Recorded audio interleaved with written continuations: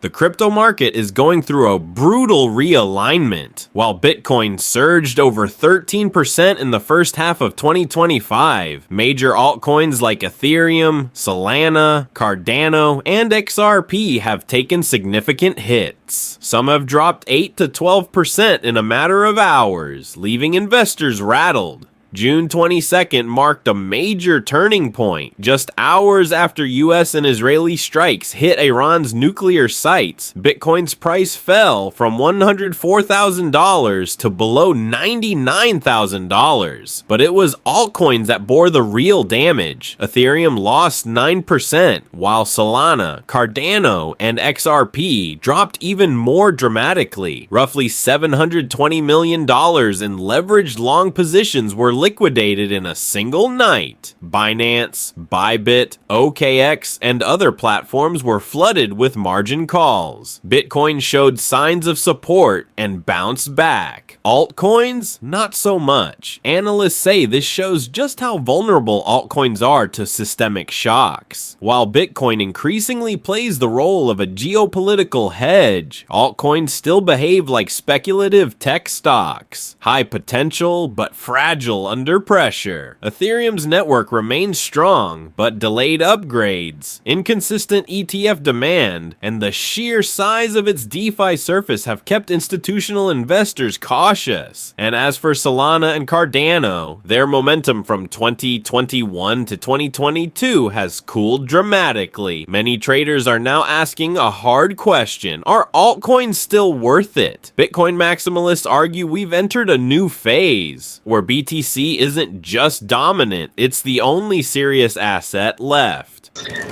Exposure to Bitcoin. I think the US is clearly behind here. There are many, major economies, not backwaters, like Brazil and Canada, that already have these products. Galaxy has ETFs in those markets. And when you look at the maturity of the current, both the refilings and the new filings from firms like BlackRock and Fidelity and Invesco Galaxy, there are tons of really, powerful, safe, and mature traditional issuers looking to get involved here. And I think that would really open this market up for institutional investors and just many who simply can't access these products because it's too hard to use, websites or hardware wallets. But not everyone agrees. Some see this as a typical market rotation, similar to past cycles where altcoins crash, reset, and rebuild stronger. After all, during the 2022 to 2023 recovery, ETH and SOL made massive gains once fear faded. Still, there's growing concern that institutional inflows are overwhelmingly flowing into Bitcoin only. Coinbase data shows 80% of H1 inflows went directly to BTC.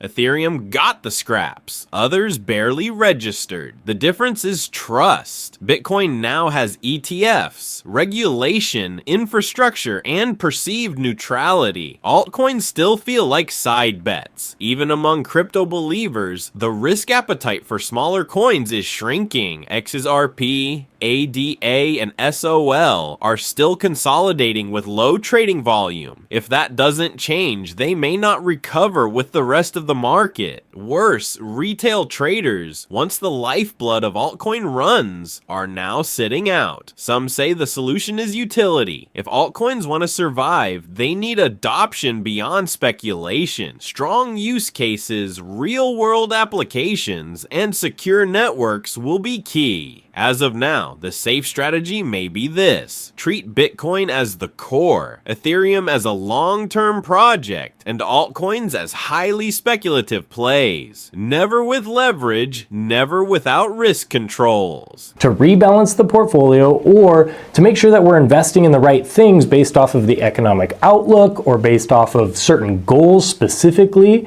And so by doing this, what I'm seeing is a lot of people are a little too emotional with where they choose to invest or not invest, and they're looking at right here and right now rather than zooming out a little bit and looking at a bigger or more zoomed out outlook. The altcoin era isn't necessarily over, but it's evolving. Weak projects are being filtered out. Only the ones with real strength will make it through this cycle. For now, Bitcoin is leading the charge, and it may take time for the rest to catch up.